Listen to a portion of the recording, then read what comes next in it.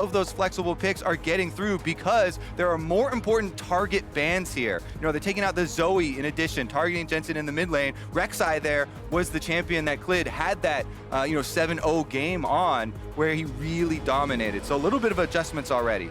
And the most played champion of the year for Impact was Kennen, taken off the table here as well. His Gangplank has been conspicuously very big so far at MSI. That might get grabbed in the next round of the draft, but Ryze first picked here. So with Ryze being left open, both Akali and Jarvan are up for the other side. Ooh, Sylas as well. So it feels like that there are just a lot of power picks that would typically be banned away that are free to make their way through the draft. And I feel like Clid's Jarvan is one of the best Jarvans in the world. His teamfight impact and his ability to play through the early game is very impressive, so I wouldn't be surprised to see it picked up, but they're actually going to let it through. Yeah, and he has the option of the Lee Sin to fall back on if the Jarvan's even taken away here, so they get the two powerful flexible picks that are left up here. Team Liquid did get the Ryze, one of the highest prize, one of those flex picks, but the Sylas and Akali both going over to Faker and Khan here will be difficult to deal with. And there's this Gangplank being hovered. Impact has not played a Ryze game all year long, despite all his other games. So Gangplank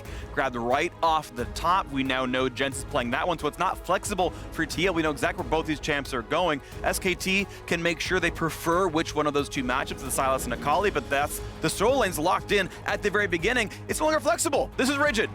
I do think, though, that Ryze is a pretty decent matchup into both the Akali and the Sylas, so I think they're fine leaving it in the mid lane, and they're just hoping that Impact gets a comfort pick and something that can just play relatively safe against the two flex options from the side of SKT. So the fact that they've now locked in Jarvan means they have a couple of early game options. They have an easy engage tool. The Gangplank allows them to play around bot side of the map. The Ryze ultimate allows them to play around bot side of the map. To me, it feels like Team Liquid are building a draft that really suits their style right now. Exactly. DoubleLift, highest participation on the team by a lot, at above 73%. He has been the big playmaker. Damage share at the very top end of that squad as well. This is a DoubleLift-focused team. Even with Jensen, even with Impact, these very strong players. It's about the bottom lane here for TL. SKT, they get the signature pick for Clid. It's still more than double any other champion in his pool. Lee Sin for Clid. He can be the big playmaker here. Yeah, no surprise here with the last lock-in from SK Telecom matching all lanes picked here by Team Liquid. This only leaves the bottom lane open, and SK Telecom will be able to save their counter pick for last as well. This means that they are looking at a potential support counter pick. If SKT wanted to, they could go for a blind Ezreal, which is typically very safe and something that Teddy has a lot of comfort on as well. Alternatively, they could just go for the Varus as well, which means that if you pair it up with an aggressive support like the Nautilus or the Galio, then you can look to play for an aggressive lane. Alternatively, you can just pick the Tahm Kench up, and then you have a very safe lane. I do expect the Tahm Kench ban coming through here, because if you have a Gangplank, if you have a Ryze, if you have these things that you're looking at trying to use ultimates towards the bottom side of the map, one of the biggest denials is the Tahm Kench. So we'll see if they do that. Morgana was the first one here for Team Liquid, and Rakan off the table as well. With the Morgana ban, I'm wondering if it's going to be a very aggressive support out of TL. Looks something like the Nautilus. The Thresh hasn't played it this year, but even an Alice or something else that goes in. Looking for a heavy push. There's, of course, the Nautilus ban. And looks like TL, yeah, one more ban to go before Teddy can lock in this one champ for SKT. Galio or Tahm Kench are the two kind of highest priority supports still left on the table for both of them. And again, I think the Tahm Kench is probably the better ban here for the Team Liquid side, but we shall see if they have an answer. The thing is, then you leave the Galio open, right? And then you question what you then pick into the Galio with both the Morgana and the Nautilus left. So it looks like they're trying to leave everything open. Yep. And then SKT are going to take the more aggressive option. But of course, the Ezreal ban, the Morgana ban, it's TL getting rid of the safest options in the bottom lane. This has still been telegraphed the whole way through, even when the tournament started. Hey, TL wants to play through bottom lane. They want to give pressure over the DoubleLift, so he gets Varus, a very aggressive early jungler. Tahm Kench can let him play super aggro. DoubleLift can almost 1v2 the lane and be immune to ganks with CoreJJ on Tahm Kench. Ooh, and they're going to match him for effort, though, as Kalista comes in, can certainly match that battle heads up, and now it's a very spicy 2v2 even before the ganks come in. I feel like we're going to see a lot of action bot side, gentlemen, with the fact that you have so many globals that can be used to influence the bot side of the map for the side of Team Liquid, paired up against the Kalista Galio. Once they hit level 6, a lot of engage options. Clid, as a jungler in the early game, also has a lot of options to path through the bot side of the map. I feel like the both teams have their eyes set on enabling their duo. The question is, which one can better do it? Well, keep in mind as well, even with Gangplank up there for TL, Khan can do the same thing with the Sylas. The first time to hit level 6 and go for a bot lane fight. Cannon Barrage comes for both players, but Sylas has AP for the AP ratio on Cannon Barrage, so it's even better the first time around on SKT's side.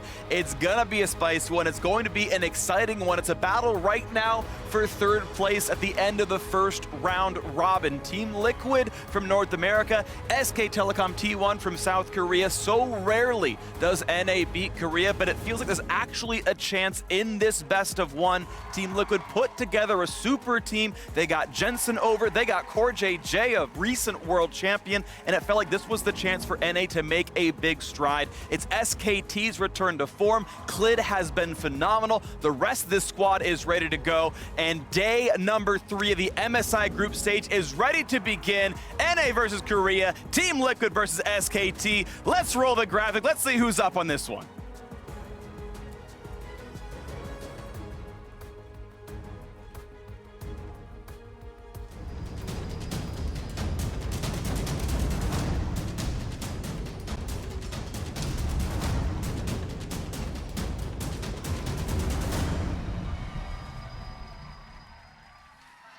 A return to form for SK Telecom T1 on the red side, and a hopeful showing of greatness here for Team Liquid. Faker back on a world stage here at MSI 2019 with his new look team, new players around him, faces you have seen before, facing now against Team Liquid. Exactly. Team Liquid, the team North America built for international success. Steve trying to make upgrades even after back-to-back North American LCS title victories was all made for this moment. Adding Jensen, adding CoreJJ, definitely has strengthened the team overall, but they need to provide results on the international stage. Speaking of Jensen, he's actually chosen to run the Comet in this matchup up against the Akali rather than the Phase Rush. A little bit surprising considering how mobile the Akali is and how devastating she can be at level 6, but it looks like he's going to go for a little bit more of a laning rune choice, try to poke that Akali out and have a little bit more pressure in the early game. Instead he puts the Trinket Ward down. They would be able to stab TL if they came down after the red buff, but instead, I believe they actually know that TL is going for this little brush play right here, and Mata and CoreJJ just facing off. Now, in the early game, very important to have early information on enemy jungler pathing. As you can see, there is a ward here by SK Telecom on the blue buff of Team Liquid, so they know for sure that Xmithie starting on the bottom side with no leash on the Jarvan. And it kind of takes away the potency of the level 2 red buff Jarvan gank. So Xmithie is just going to farm up the Krubs afterwards. Both junglers will try and track each other in the early game. We've had this magnifying glass on these two players. You mentioned how unlikely the level 2 Jarvan gank is, but sussing out that ward and Tribec's going right away. He'll get in a brush, I think. He's there. Okay, where's the wave gonna meet? CoreJJ gonna try to not give away this information. Mata gonna get knocked up there. Here's all the damage output. They're gonna have the stun available. He's flashing with a flash follow, and Xmithie grabs first blood against SKT, but Clid, he's already here. He sussed it out too, and the trade kill comes in. Now on a DoubleLift, low on health. They find a stun. CoreJJ's gotta run. He's a bit low as well, but the aftershock that he triggered himself keeps him alive. Under the turret goes Teddy. Can't quite find that kill, but everyone gets away. Flash for flash there as Teddy wants to get a little bit more. And Team Liquid do come away with the first blood, but Clid is there to answer, and SKT get one for themselves. Ends up being jungler for support. So while, as you say, Kobe, it is first blood to the side of Team Liquid, I feel like SKT are the ones walking away as the happier team. The fact that Clid picks up that kill, secures himself the Scuttle Crab, and now is pathing towards bot side once again, maybe looking for a cheeky play onto a level 1 DoubleLift. Nice pierce on a DoubleLift. He's level 2, has some sustain. CoreJJ is walking down the lane, but he won't get there in time. It's no flash for DoubleLift. They're trying to run over to his teammate. He's gonna have and he doesn't have Devour yet. It's a level 1 CoreJJ. They get the chase down to the turret, and all this farm is missing for Team Liquid. And just as we were speaking about it, Clid, he makes the path down. He recognizes no summoner spell available for DoubleLift after he teleports back into the lane. Means that he's going to be put at a huge deficit very early on into the game. Again, This is the way that Clid has changed SK Telecom for the better. The more aggressive look after the play, repeat ganks on bottom side, level 2 under the turret. Here's how it all started out though. Xmithie snuck into the bush, they're able to get the first blood, and then they chase with no vision onto Teddy into the river long enough for Clid to get there. Lee Sin answers back.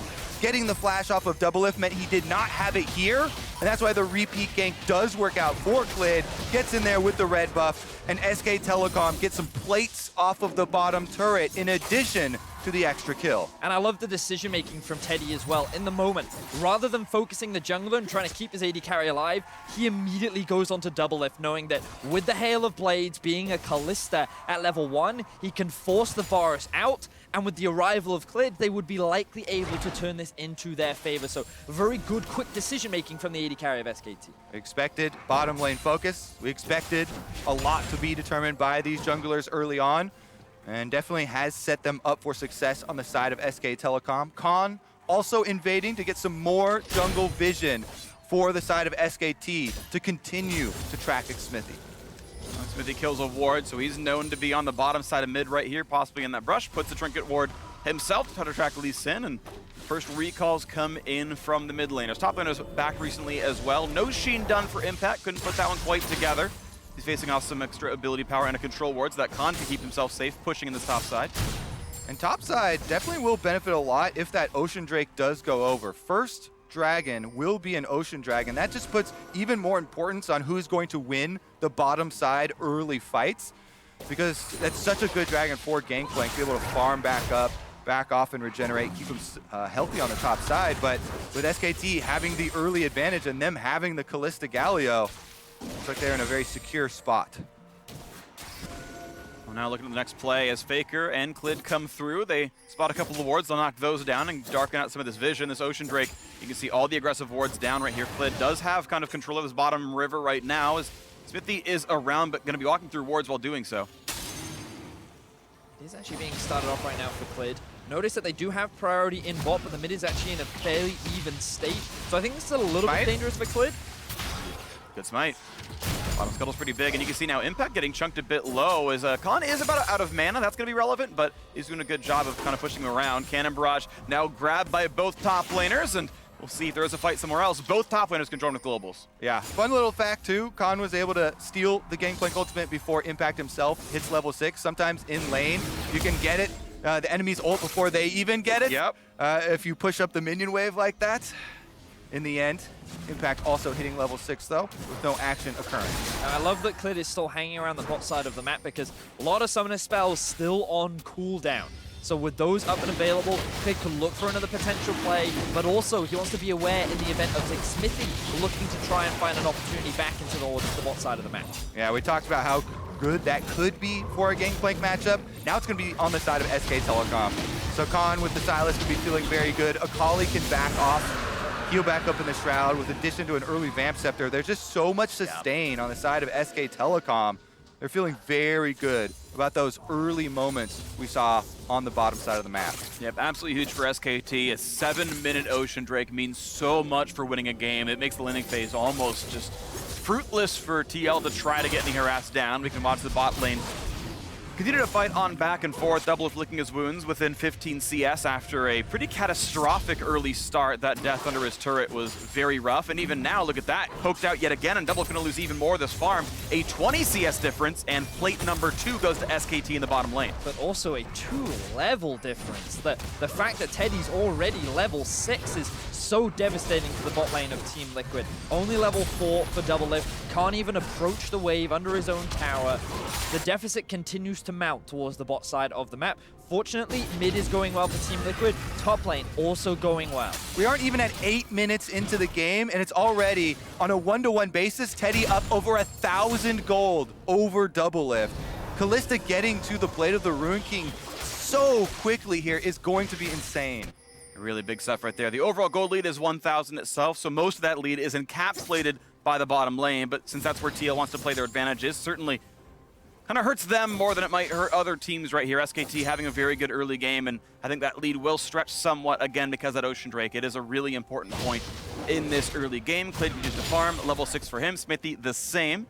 Both their red smites available. Warrior on the one side, but not the Center Hook on the other. So also a power spike for the 2-kill SKT jungler. And once again, goes into that jungle, looks for something to fight, looks for something to take, and maybe he'll find himself Xmithie. The flash out of the Rise first. All the damage is there. He flashes away. The cannon barrage sets it up, and a shutdown goes over to Impact. But now Xmithie will drop as well. Mata claiming that kill.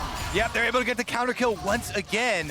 Impact did use the Gangplank ultimate. Khan not using anything from the top side for Sylas, but Mata roaming over does mean they're able to answer it back. The kill, though, going to Mata is not quite where they wanted it. They would much rather have Faker on the Akali, getting to that gunblade quicker. Also, I love the reaction speed there from Jensen. What was a ward hop into flash into kick against an Akali and Lee Sin. The fact that he could get the root out, get the shield out, and then dash out of that situation, and then allow Xmithie to then turn the gank around was a really big boon for Team Liquid, so that the support picks up the kill versus Impact on the gank. Yeah, Team Liquid setting up the counter very well.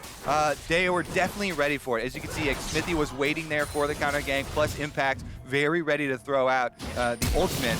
However, in the end, Faker and SKT still get the extra kill. Here's another look at it. With the Jarvan ult holding him in place with the Cataclysm, Gangplank ultimate did finish it off.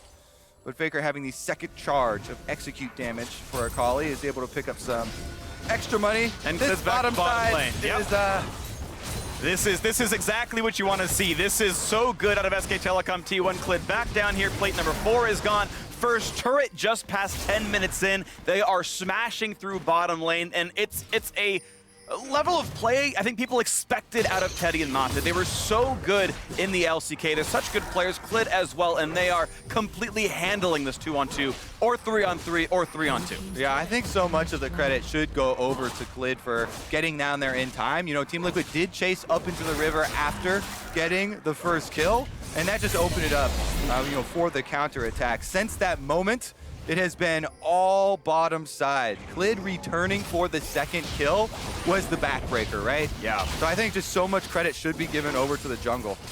Now, to be fair to Team Liquid, something that they often do is invest resources into DoubleLift. And in their game versus Invictus Gaming, even though the bot lane was in a deficit in that situation, remember that DoubleLift was 2,000 gold behind Jackie Love, yet somehow he managed to claw his way back in. And a lot of that is players like Impact and Jensen handing over their lanes and their farm to invest resources into this carry player. I think one of the biggest things that people have underestimated for this tournament is Impact, and his play so far has been exceptional. Him getting that kill off of the mid lane is very good for Team Liquid. He's going to try and get to that Trinity Force, but Clid is bottom again, and they're teleporting in. He's time for his third or fourth gank down here. Gallia showing up as well, trying to get the team to safety. A nice grab there by CoreJJ. He'll probably lose his life, and indeed he will do so. Faker now on the board for SKT's fourth kill. Oh, the root could be enough. Khan down to under 100 HP, just gets away from the turret. At what point do we have to call it cyberbullying? Everything is being invested from SKT to shut down the flash. He might have the damage up, but one more auto will do him in. The Kingmaker heal,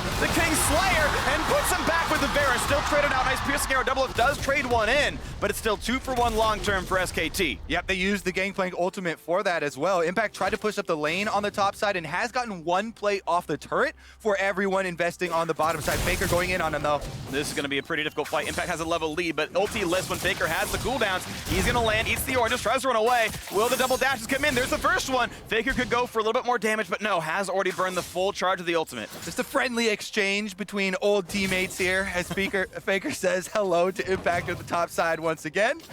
Gives him a little taunt. Beautiful stuff right now from the side of SKT. Really trying to snowball where they have the advantage, and that whole bot side play, a large part of it kind of ties into what we were talking about earlier, where they don't want to allow DoubleLift and CoreJJ to come back into this game at all. They invest the Galio ultimate, CoreJJ sacrifices his life for the sake of DoubleLift, Khan even stealing away the Varus ultimate for a potential outplay, but he gets rooted up by DoubleLift's ulti, which means he takes a lot of tower shots. He doesn't realize he's sitting on top of a ward, allowing Xmithie to go for this all-in, but the sustain that he gets from his W allowed him to buy enough time to actually turn that fight around and trade for a 1-for-1. And that is kind of the drawback of the professional play Cinder, Hulk, Jarvan, where we always see these full tank Jarvan. Jarvans, going in for a counter kill opportunity there, flashing, getting the ultimate. There's no AD to back up the burst damage. If you can't burst down Sylas, everyone's very well aware how annoying that heal can be. Rank 2 Kingslayer, pretty solid right there, and overall it was a trade of kills, and I guess best thing for TL, DoubleLift did pick up the kill. You mentioned, of course, a little while ago that impact has been huge, and he is, I think, right now, the one big difference maker for the TL side. He's up gold on his opponent. He's the richest person on his team, less than Teddy. Teddy's absurdly rich now and on an item and a half, but it might just be the now Trinity Force completed Gangplank that is a difference maker for Team Liquid. The big thing for me is, while I think Impact has been very good, like when I look at his Aatrox performance yesterday and I realize that he's sitting at 3-1 on this Aatrox, he couldn't really convert it into a big win. Now, admittedly, he was playing up against a level 17 Sylas on caps, but my eye kind of fall on him now where the pressure is on his shoulders. He is the one with the gold lead. He is playing a Gangplank that can be that carry. So can he be the big carry for his team outside of normally it's DoubleLift?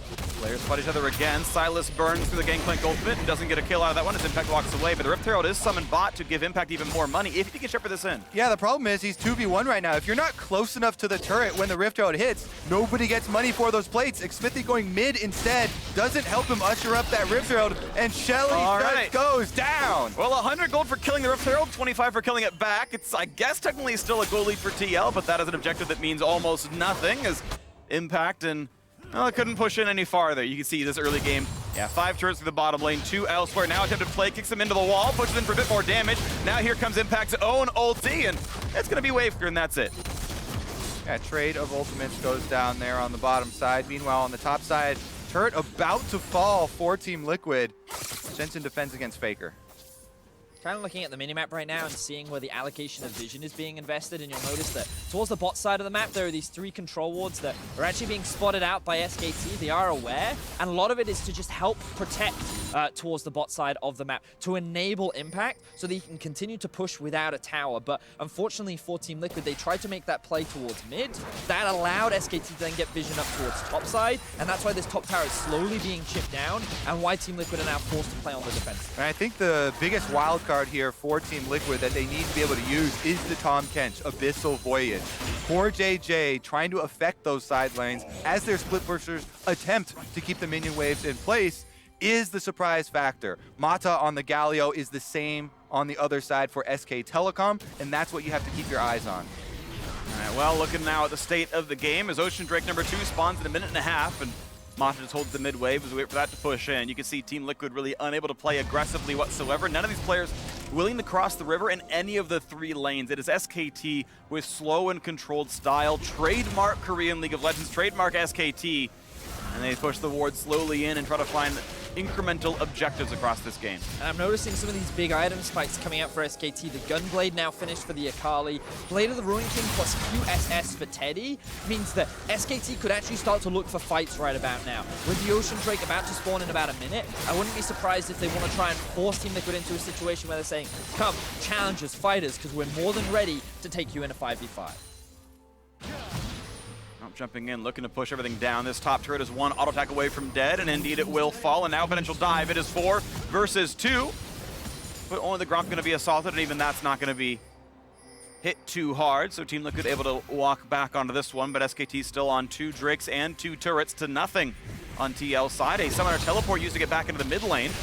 Make sure that stays safe. A quick steal on the Varus ultimate, and just in time for when that Drake spawn might indeed happen. Con level 11, ready to go for this fight, as SKT set up around this bottom river. Yeah, SK Telecom, with all the outer turrets destroyed now, have so much extra pressure. They can easily set up for this dragon. Again, Kalista level 11 with the large gold lead kind of ensures this dragon. Clid might even just do it himself, or Kalista holds mid. As long as the team has control, and you can see how far Khan is pushed in the bottom lane. Impact now walked over to defend him, but you can't come through bottom lane anymore. Mid lane temporarily, okay, that's a bit more equal as the waves are a bit dead, but those are the only 2 spots you can come from.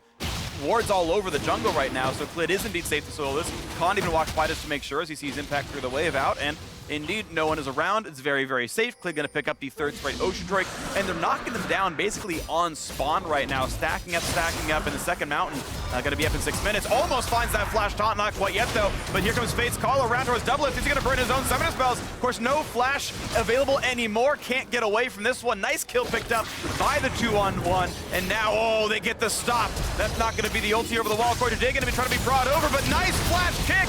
Gets Jensen out as well. It should be 3 unanswered kills. Barons, thankfully for TL, not available yet. Pick after pick after pick. Poor positioning from the side of Team Liquid immediately gets punished from the side of SKT, and now they find themselves another 3 kills. As you rightly said, Phreak, there was no Baron available, but SKT, they're looking for more. After yesterday's Sona Taric game that gave very little opportunity for Teddy and Mata to create plays, putting them on Kalista and Galio, two of the best playmaking champions from that bottom side, is certainly a correction that SK Telecom have made that is paying off. Just look at it here. Mata flashing in, gets the flash from DoubleLift, then they followed up with the Kalista ultimate and chased down CoreJJ, who was trying to get the Devour, but now we're back out onto the map.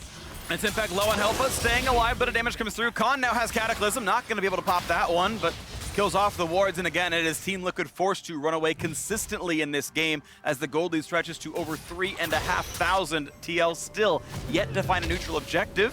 Can't even find a recall in peace. And honestly, these positional plays were actually mistakes that we saw sometimes from DoubleLift during the final, where he would overstay in lane, he would take a greedy path, and often one of the big ways in which they compensated for that was CoreJJ on this Calm Kench, but because they were separated and because of how quickly SKT were able to react, he ended up losing his life, and you can't afford to be making these mistakes when you're in this kind of a situation. He needs to be focusing in the way in which he did against Invictus Gaming, catching the waves on a side lane, slowly trying to close that goal gap so that you can reach those 2 items and start being relevant in the game. Because for now, SKT have full control over all 3 waves, they have full river control, and Team Liquid can't even cross the river right now.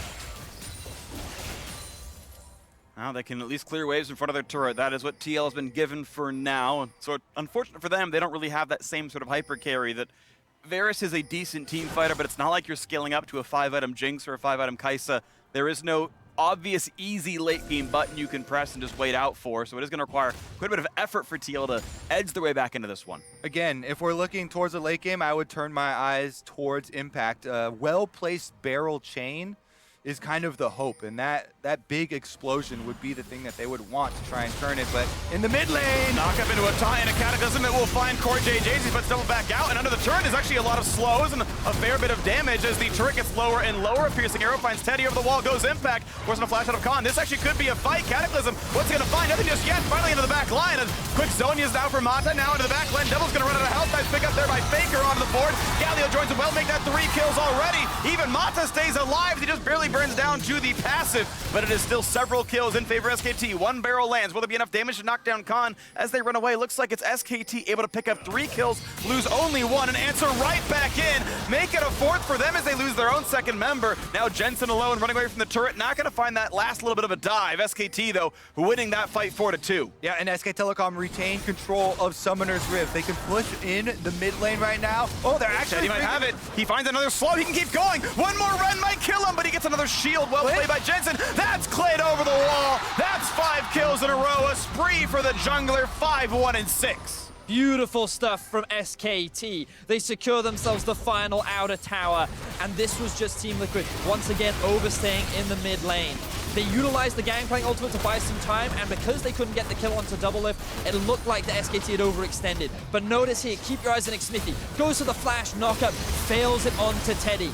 He's then in a situation where the rest of Team Liquid cannot follow up, and Faker has free access to the backline. Yeah, because SK Telecom have had control of the river for so long, there are 2 control wards on that top side that allow Faker to just walk up to the backline. He jumps in, assassinates DoubleLift, and gives Galio a good spot. Then the turn here, as Team Liquid try and chase them back to clean up a couple of kills, results in a 1-for-1 until Teddy's able to step forward, gets the slowdown, and then Clid. And it's so impressive. He got several rend resets off the minions while also hitting Jensen, getting more damage there. The Clid fall, of course, easy as well. But the Callista mechanics, to me, were actually the highlight of that last kill, that he was able to find piercing into autos every time getting the rend with the reset. And I feel like what we're seeing from SKT right now is what many fans expected. The slow, calm, calculated play. Notice how once they got that early lead, they didn't try to snowball it, like forcing loads of fights, being overzealous. They were calm, they were calculated, and now we're 23 minutes into the game. They have a 6,000 gold lead, and they've taken all the outer towers. So now you'll start to see them push their vision even deeper into the enemy jungle, suffocate Team Liquid from any of their resources, and kind of force them into a situation where they face check the Baron or face check an area of the map that they don't have control of. And honestly, with a double Mountain Drake setup for SK Telecom, I don't expect this Baron to last very long. They've held control wards over this top river for the majority of the game. They'll replenish them in the fountain and go back to replace. And look at the score lines, kind of down the line here for SKT. Faker definitely online 4-0-2, got a bounty on his head, a CS lead and about 10,000 gold. Teddy, of course, the recipient of all the early game pressure. Clid, kill leader on the squad. It's a full court press here in SKT as there are a couple of wards river right now. You know that next step is knocking those things down. Double Mountain Drake, that Baron will drop quickly as Clid will find impact. Some decent damage there. Red smites in, both halves the Q. Good barrel hits though, and a kick puts him out. That Q, does he have oranges? Does he have a way to keep himself alive? With CoreJJ coming around, he'll stay alive, but Clid's still sitting on his ward. Khan coming by as well, steals a Gangplank gold. This might be a fight. Well, it looks like it's going to be a red buff steal at the very least. Nope. Yeah. Okay. Teddy grabs it. Both Harrows hit the red buff at the same time, and Teddy's the one with the extra damage. And this ties into what we were talking about. Look at all the vision towards the bot side of the map, where they're just being suffocated out. The red buff was stolen away, everything is being denied from Team Liquid, and this is the kind of calculated plays that we were talking about. SKT just continuing to push even further and further. Slow and steady is how they win this race. And again, next area for them to focus on is this Baron River. Clearing out all the Team Liquid vision right now. Another attempt at a steal here, but SK Telecom get the Scuttle Crab to boot. With mid-wave pushed in, they can walk right back for more ward control. Most sweepers on cooldown, most control wards now out of the inventory, so it will be one last sort of gain of resources, put them back in, put the wards back down. You can see those red lights all pip up at the bottom right of your screen in their inventories. They're ready to go and claim this territory. All right, the little hope for Team Liquid is trying to get a big play and a mistake from SK Telecom around the Baron. All in with the AoE from the Jarvan Cataclysm, the ultimate from Impact, and barrel chains. Yeah, I completely agree with you. I think that even though they are much weaker than SKT, they still have a lot of their core itemization completed. I do wonder if Impact is going to go for the Infinity Edge route, get that crit in, the potential late game scaling turnaround. We saw from Zune in the LPL playoffs what you can do with the late game Gangplank and a big crit. So there are still potential options. It's just a matter of Team Liquid could hold out long enough. Meanwhile, here comes the 2-on-1 to the bottom lane, but with the Akali stun already burned, it's a very easy roam warp out, and Jensen trades 1 ult for 2, but CoreJJ burns his, so that's an equal trade of resources, but still its health bar's low. Jensen at half, and SKT, as they claim more of the jungle, can look back towards that river and that Baron. Yep, only your first activation of the Akali ults is going to be able to stop that. Second one is the execute damage. Jensen knows this, and he's able to properly use the Rise ultimate. DoubleLift taking a big chunk in the mid lane, though, while SK Telecom two-man the Baron with double mountains. Don't even need the Cliffs to do it, but they knocked in the wards and head over now as well. And what possible hope do Team Liquid have? It's Fog of War the whole way through, and they know they've got to battle with Smite and Rend, and it seems so unlikely. Khan running by as well, and Phreak are going to walk their way over. Can they even join in time? Xmithie goes right away, has a possibility. Gangplank ult spots them. He's going to try for the attempt, but knocked out by Mata. Well played there. No chance for a steal. Baron and SKT, and they pull Mata right on back. Now, will there be a re-engage? This Khan, he has Verisult. He can get that one. He can get the CC and start the fight out. He's going to find it on a double up. Pulls him to safety, flashes away. CoreJJ stays alive, but it will be a kill. On Xmithie, can't even pop the Cataclysm. A route towards Impact. He's running away as well. Burns his own flash. There's a slow out of Faker. Here comes Gallia for round 2. A kick actually brings CoreJJ out of that play, and a trade kill actually does come in for TL as Impact runs for the hills, tries to stay alive. Faker will soon be in range. The barrel slow is well timed, and maybe Impact finds his way to run out of this one. A 1-for-1, but Baron still on the squad. Again, DoubleLift saved from that stun, and it will be a push continuing. Now Impact goes for the second round. Over the wall goes Faker. That was a well-played shot and knocks him down. An unstoppable Akali 5-0-3. Beautiful play from SKT. The Baron setup was clean. There was full vision denial. Team Liquid had no way of closing the gap between them and the Baron, and SKT are continuing the dive. And under the turret, core goes down now as well. The 3v1 looks pretty good there. Now the quick Zhonya's Hourglass. Conrad has to build some space. Jumps over the wall. Flashes doesn't matter. He's going to get to safety. Gets 400 health back. And Faker, after taking down Impact over there in their own jungle, moves to bottom side. He has Baron buff as well, pushing up those minions. They should be able to get the bottom turret in addition, while everyone else goes for the reset. Bit of discretion there. Faker could have chosen to put a few more autos in, but didn't want to risk getting caught out. I think it's a smart choice. You got Flash and the ulti available, or not quite the ulti, but at least the Flash for Xmithie to find a knock-up, and instead takes the Krugs. We watch that fight over the Baron once again. And the thing is, for Team Liquid, this is kind of the one last hope that they're looking for, a big 5v5 fight around the Baron, but because of how much vision is denied by SKT, they have no clear path in. DoubleLift ends up missing his ultimate, Xmithie can't find an avenue to start the fight, and with SKT very quickly taking down the Baron with the double mountain, they then immediately converge on the rest of Team Liquid, and it's just a matter of chasing the units down, and while it was an extended fight, they ultimately get exactly what they want. The Baron, the towers, and all the kills they could ask for. And now it's an 8,000 gold lead with Triple Mountain, and Baron still on for 80 seconds, means they can take a lot of Team Liquid's base if they ever get the chance to do so. And they got a lot of chance in this game. SKT definitely in the driver's seat here. Yeah, and especially Teddy. Look at that 4-level lead that has resulted from the bottom lane focus of Clid, getting the counter gank and then repeat tower dive. All of that just snowballed so effectively for this team and has set them up to finish off this game.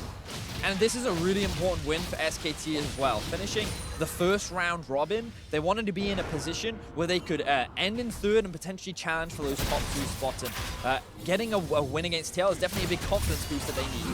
Well, Flashless Khan could be a target. Doesn't have a good way out of this one. And now Galio shows up. Faker as well. Do they have the damage output? Is Clid also in this play? And look at the damage output coming across. Trying to find something to do. Garden Angel still there. The dunk comes in, but not going to find a kill. Matha dead makes it a second kill for Team Liquid, but Faker could find his own second. Gets a third thanks to Clid, and they're just cleaning up now. That's the ace. That's a ton of kills for SKT, and they can walk it right into the base. Oh, it's fun to see Faker on the international stage again. 8-0-5 Akali finishes off Team Liquid, and now all that's left are the base structures. And these structures don't regen too fast, and they can't run away. There's no Tom Kent to grab them out. And this is SKT closing this one out. 31 minutes, looking angry after that defeat yesterday night. And SKT in third place right now, 3-2 to end the first round robin. Let's go over the adjustments made